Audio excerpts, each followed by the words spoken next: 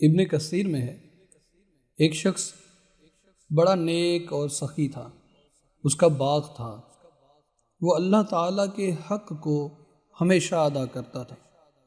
اس باغ کی پیداوار میں سے اپنے بال بچوں اور باغ کے خرچ کو نکال کر باقی پیداوار کو اللہ تعالیٰ کے راستے میں خرچ کر ڈالتا تھا۔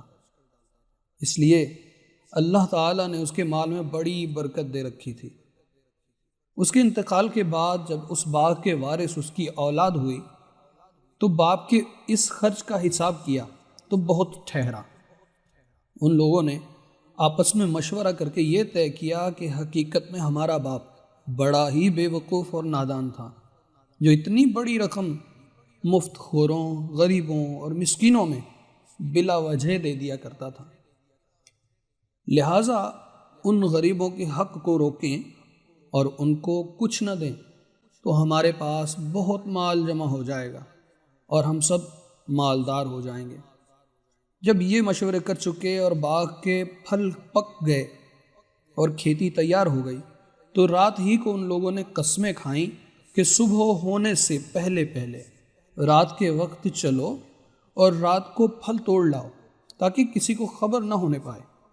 چلتے وقت پچھلی رات کو ایک دوسرے کو جگاؤ اور چپکے دبے پاؤں چلو تاکہ غریبوں کو خبر نہ ہونے پائے کہ آج پھل توڑنے کا دن ہے، ورنہ اپنے باپ کے دستور کے مطابق مجبوراً کچھ نہ کچھ دینا ہی پڑے گا۔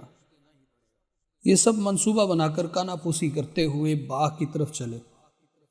ادھر ان کے پہنچنے سے پہلے ہی اس باغ پر اللہ کا عذاب آیا اور آگ نے جلا کر خاکستر کر دیا۔ وہ وہاں کوئی درخت رہا اور نہ سرسبز لہلہاتی کھیتیاں رہیں اور نہ پھل پھول رہے، سوائے راکھ کے جلتے جھلستے ڈھیروں کے سوا کچھ نہ تھا۔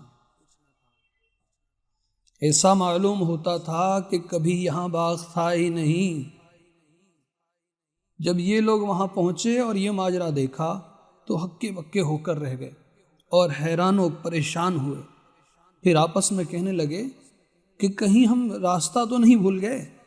پھر نشانات وغیرہ دیکھ کر سمجھ گئے اور کہنے لگے کہ وائے ہماری بدبختی اور بخیلی کے سبب یہ برباد کن اور برے نتائج نکلے ہیں۔